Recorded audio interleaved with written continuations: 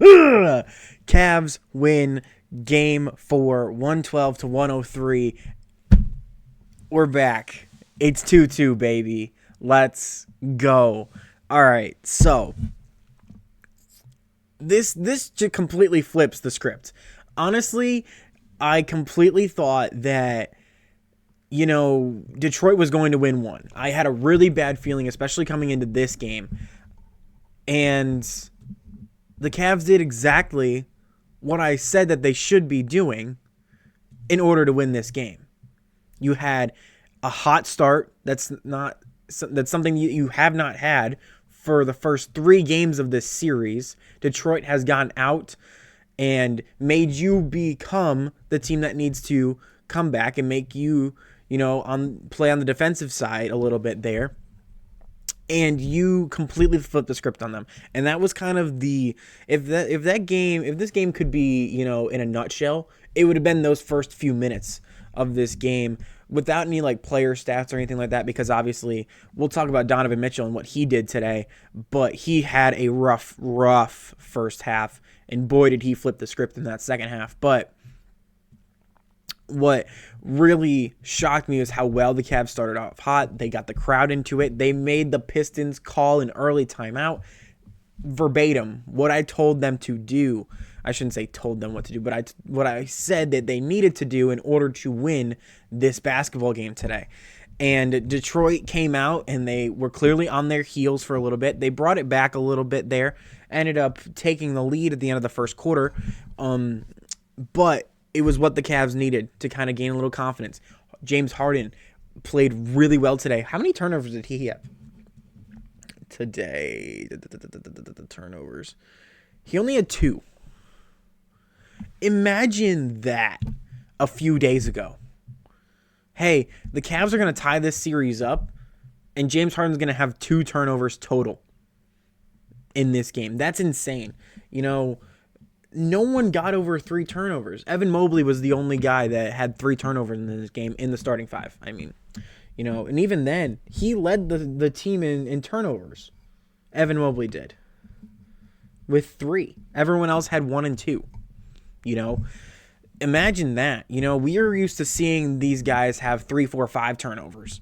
At the very least 3. The Cavs are passing all the way around, and Detroit's getting in the passing lanes. You really saw none of that today. You saw maybe a little, errant passes in that first quarter, but the Cavs shut it down, and it felt like Detroit. Let me scroll up to Detroit stats over here, and it felt like Detroit was the team that was struggling. Jalen Duren, 4 turnovers. Cade Cunningham, 5 turnovers.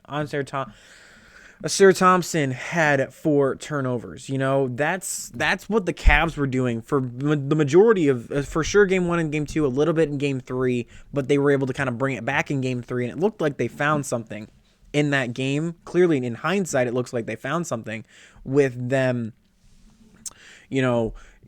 basically flipping the script on Detroit. And this is exactly what the Cavs needed. We are the complete opposite.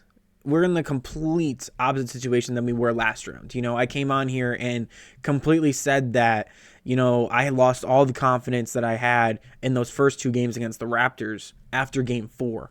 All that confidence was gone, and then the Cavs come back and win game 5 and then win game 7 and move on. But it just felt like after game 4, it felt very demoralizing, and it felt like, man, we should have at least got one of those games. Honestly, after halftime, it felt like this was the game Detroit should be winning. And Donovan Mitchell said, nah, we're good. And the ending was what it was. I felt like the Cavs were kind of on autopilot. They were trying to get back to Detroit as soon as possible. Really. And Detroit wanted to build up momentum for that game. We'll see how that affects especially the beginning of game 5 in Detroit in a few days. What even is game 5 actually? Game 5 is the 13th. So that's in 2 days. So yeah. So game 5 is the 13th. But It just felt like Detroit was trying to get that back. And if you were the Cavs or the Pistons, you're trying to get this series done as quick as possible because that gives the New York Knicks the least amount of rest possible because they, of course, just sweeped the 76ers last night. So that's going to be huge. I don't think anybody wants this series to go 7 games. On this team, I think you want the most rest that you really can, and this series has been very physical. You can clearly tell that these teams do not like each other. Max Strus, again, coming up with another big play. He, misses the shot, and then I think it was Cade that brought up the ball to the court, and Strus picks his pocket and turns around and dunks it. When was the last time we saw a Max Strus dunk, by the way? That's crazy. And completely, flips it back on Detroit. And it just felt like that the entire time. No matter how many runs Detroit went on, it just kind of felt like the Cavs just kind of got rid of that momentum that Detroit was building in one shot. It didn't matter if Detroit was on a 10-0 run. There was a guy like let's say Donovan Mitchell was just driving down the lane getting an easy bucket. Every bucket was easy for him today, but it just kind of felt that way. And that's also due to being at home and having the crowd on your side, and that's due to having a 20-point lead. This is the first 20-point lead in this series, I believe. Detroit got a close a couple of times. Cleveland got close last game in Game 3. And the fact that the Cavs were the ones to break open that 20-point lead, like that barrier almost, is really encouraging. Of course, Cleveland has to win at least one in Detroit. And if they win in a few days in Game 5, I feel really confident in saying Cavs in 6. This team just looks really, really unstoppable at home. And maybe that's just because the role players feel more comfortable. I don't really know. This series kind of came down to what role players were going to play better. And for the first 3 games, it was, of course, Detroit's role players were playing really well. Duncan Robinson was playing out of his mind in those first few games. He only had 4 points today. Like, we're back now to kind of him leveling back out, which is really good for Cleveland because the longer the series goes, the more he's probably going to start leveling out. He might get another game or so with him shooting lights out again, and we'll see what happens when that eventually does come. Of course, the longer the series goes, the more likely that's going to happen, but we'll see when that eventually does come. It could very well be in Game 5 and he comes out and shoots, and makes his first 6 3-pointers and immediately has the game that we've been dreading from him after Game 1 and Game 2. That could easily happen, but he could easily be back to 4 to 6 points and making a 3, just 1 3 maybe, and going 1 from 2 from the floor from the free throw line. That easily could happen. Cade, 19 points in 39 minutes, not the best, but by the fourth quarter, this game felt pretty much in hand, and that's what you have to do. When you're in a close game, like let's say Game 3 was, or even Games 1 and 2 in that fourth quarter when Cleveland was kind of crawling back, it always felt kind of a much steeper hill to climb because Cade is a really, really good closer. He's one of the best fourth quarter closers in the entire league. And that negates anything when you're up by 15 to 20 points like the Cavs were for the majority of that second half. And you have to be able to cancel that out if you're the Cavs. These close games are going to feel like if you're up by 4 points, they're going to feel like you're down by 2 because Cade can just easily go and get a bucket in clutch when you need it. Kind of like Tyrese Halliburton. I don't know why that took me so long to get, but Halliburton did in the Pacers finals run last year. It felt like no matter what the score was, if the Pacers were close, Halliburton was going to get you over that hump, and he did. And that's why the Pacers made the finals and took the Thunder to 7 games. But this is exactly what the Cavs needed. This is a huge momentum booster, especially going into Detroit. You came away from those first 2 games feeling really defeated if you were a Cavs fan. And you cannot make those assumptions right now. You just can't.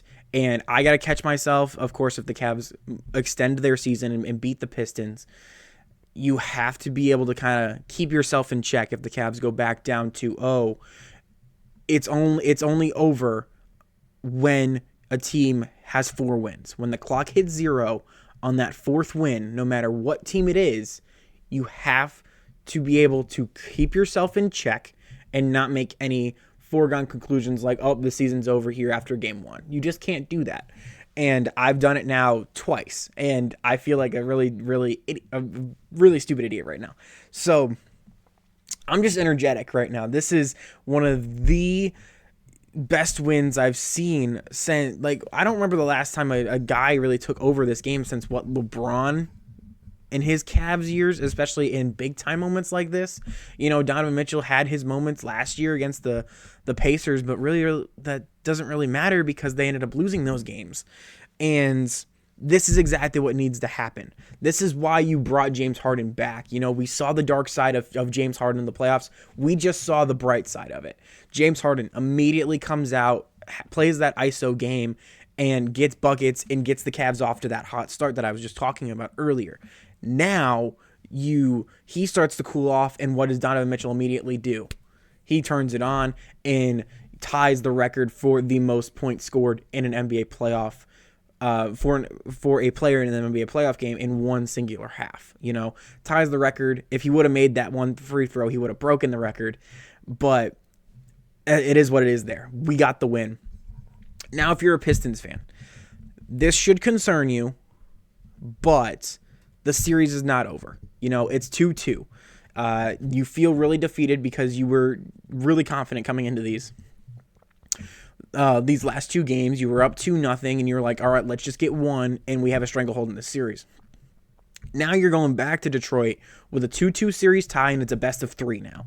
Now, yes, you do have both at home, but the Cavs just need to get one, and right now it looks like they are almost borderline unstoppable when they're in Cleveland. The Cavs are. So that should concern you, but you just have to win the games you're supposed to win, which are the home games, and you're fine. You should only be starting to feel concerned once you drop that first home game against Cleveland, if you even do it all. The Pistons could easily win Game 5, lose Game 6, and win Game 7. Pull a completely reverse from what the Cavs did against the Raptors. And as a Cavs fan, of course, I don't want that to happen. But it's very I wouldn't say very likely, but it's likely that will end up happening. It's also likely that the Cavs come into Detroit and ride the momentum that they've been having and win 4 straight games and end this series in 6. That's also a likely scenario here. So it's all about this Game 5 is going to be almost like a Game 7, kind of like the Cavs Raptors Game 5. I did not see any team winning 2 straight games, no matter who won that Game 5. I did not see the Cavs winning 2 straight, one in Toronto and then back in Cleveland for Game 7 if they would have lost Game 5. I did not see the Raptors win if they lost Game 5. I did not see them winning Game 6 and then Game 7. That's just not what I saw, and it's kind of feeling like that same way where no matter whoever wins this game has a really, really good shot, of course, obviously, but is almost kind of, I don't want to say guaranteed to win the series, but it kind of feels that way, if that makes sense. So this game is going to be really huge, and I really, really hope that the Cavs can pull something together, and that environment is going to be loud, and they're going to be the Pistons fans that Cavs fans have been dreading to play ever since the end of Game 2. That's just what's going to happen here.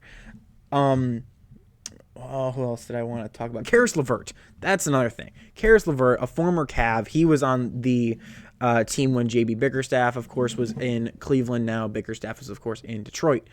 But, I like to think of him as like a coin flip or like a wheel. Am I going to be good or not today?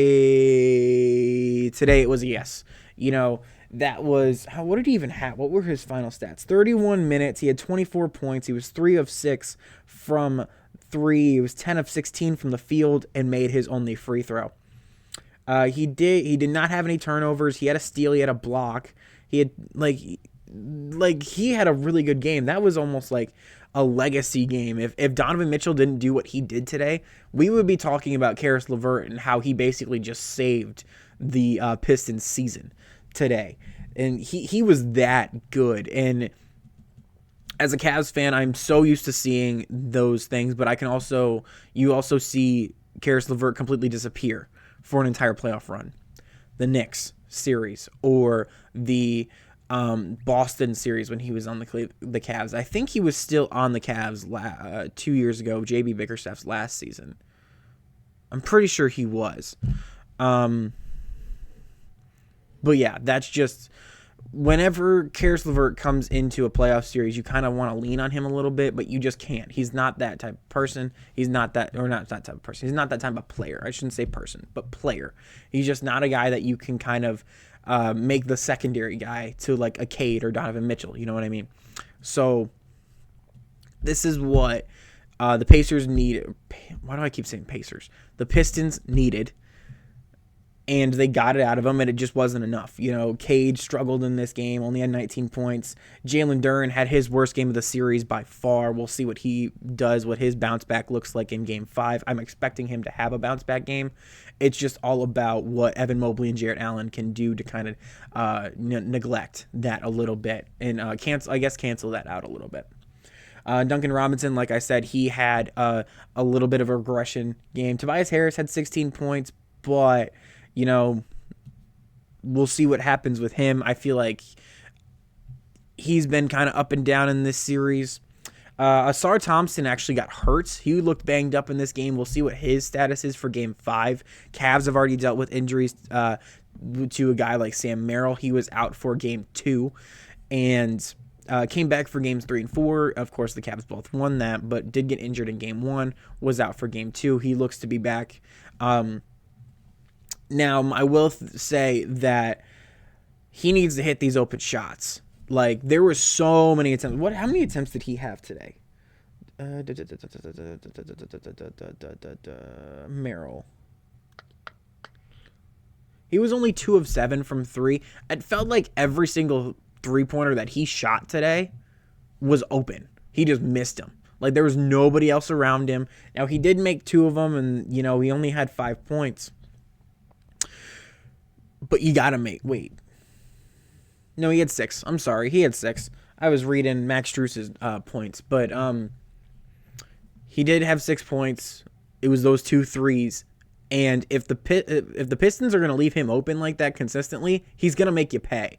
And I'm hoping that this was kind of the game that he kind of gets back in his groove a little bit. All right, I know what I need to make adjustments on. And he comes out in game 5, and the Pistons might run a similar style defense.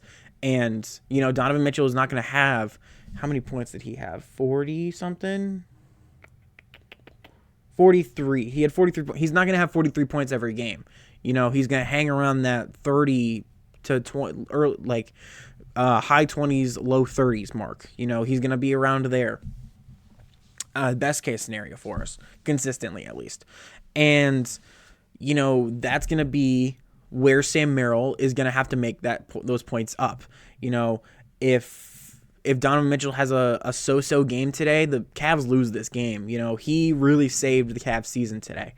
And that's going to be a thing to keep an eye on. If Sam Merrill can get back to, what he has been, what his reputation has been, especially in the regular season, that's going to be a difference maker, and it's going to make the Pistons have to pay attention to him, which is going to open so many lanes for every other person on the floor. Strus, he only had 5 points, but yet again, he was just a menace on Cade Cunningham today. Had an 8-second violation today on Cade. Well, you can argue whether Cade got it over the line there, but the refs called it an 8-second violation. That's what had happened. So, unfortunate for him, but he was just a monster today, especially on Cade Cunningham. He yet again, like last game, he had the inbound steal and fast break opportunity. That's what it's called. Today he had the steal and dunk, and then he had the turnover on Cade. Those were his big moments in games 3 and games 4. Hopefully he can keep that up in Detroit. Yet again, the crowd's not going to be on your side, so it's not going to carry that momentum. But if Strus can stay being that little pest on Cade Cunningham and kind of get in his head a little bit, I think that's going to help the Cavs a lot for the rest of this series. Schroeder had an okay game. He had 7 points in 20 minutes. He made his shots when he needed them. Went 3 of 4 from the field. The one he missed was a 3. So he did his job. He did his job. Bryant did not play today. Tomlin didn't play.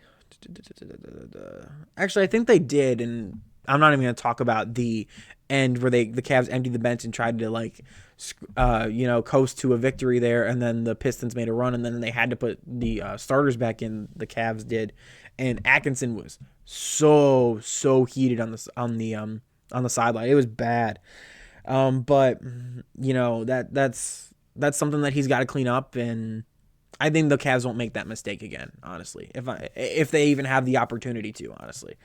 Harden, like I said, he did his job. Evan Mobley and James Evan Mobley and Jared Allen, there it is, did their job, especially on the defensive end. Evan Mobley especially, he had 8 rebounds, 5 assists, 3 steals, and 5 blocks. That's insane. That's an Evan Mobley type game. Yes, he only had 17 points, but when you do both great things on both sides of the ball, hit your shots and make plays defensively, that's the Evan Mobley that we want in this series. Not the Evan Mobley that kind of, when stuff gets physical, that he kind of has to curl away. You need an Evan Mobley that's going to be physical, that's going to be a threat on the defensive end as well as the offensive end.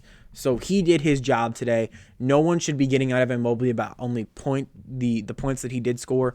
Watch the game and watch his presence on the defensive end. And that's one of the big reasons why the Cavs had a really, really good game today and only allowed Detroit to get 103 today. Jared Allen, kind of the same thing. Only had 2 blocks. He did okay. He did, yet again, he was just a presence on that, in the paint. He was just that presence that was stopping teams, or not stopping teams, but stopping the Pistons from getting in the paint today. He just did his job. It's not going to look well on the stat sheet. He did have a turnover today. Cavs definitely still have to clean those up. Did not have as many as they have been in the past 3 games. In fact, Detroit had, it felt like the switch was completely flipped. Detroit seemed like the team that was making those stupid passes, and the Cavs were the ones that were capitalizing on those opportunities. Detroit was doing that against the Cavs for basically the first 3 games of this series. So we'll see if this game is just an outlier or if the Cavs can continue that. Dean Wade didn't have a point today. He didn't have a great game, honestly. He had 5 rebounds, no steals, no blocks. I don't really remember anything much of sort from him really today. I think it was just because Donovan Mitchell had such a good game. It was just kind of like when Dean Wade and Donovan Mitchell on the court, let Donovan Mitchell have the ball and just get out of the way. That's just kind of what Dean Wade had to do today. They still got the win.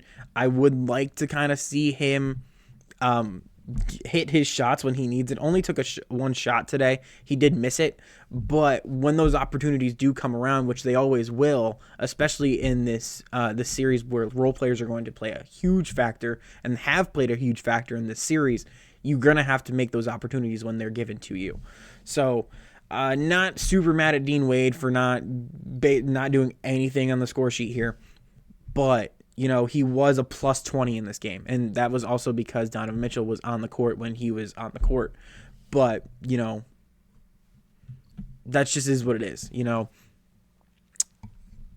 Everyone did really well. I don't really have a bad thing to say about this Cavs team. My only issue is, can they do this consistently? If they can, they'll win this series. If this is an outlier, they'll lose this series. And we need to get back, and we need to get back to the Eastern Conference Finals, and we need to do it quickly. If this series goes 7 games, it's only going to favor the Knicks. And, what the Knicks are looking like right now, it's kind of good for them to kind of have maybe a little bit of rust going into game one, looking ahead here. Regardless of what team plays the Knicks, it might be in the Cavs and Pistons' best interest to kind of let the Knicks get a little rusty, and maybe they can start off slow in the conference finals, and that allows whoever team plays them to take a lead on them. But that's thinking way ahead right now. Yeah, I think that's really it today. I'm just going to get out of here. A great win for the Cavs. This series is back to 0-0. And if you're a Pistons fan, you should be nervous. And if you're a Cavs fan, you should be really encouraged by this. But it's still a 2-2 series tie. This series is not over by any means. And it won't even be over by game 5 by any means. It's just going to be a momentum builder. Hopefully the Cavs can get their first road win of this entire playoff run, which is really annoying to say, but hopefully they can get it done in a few days, and I will see you for game 5.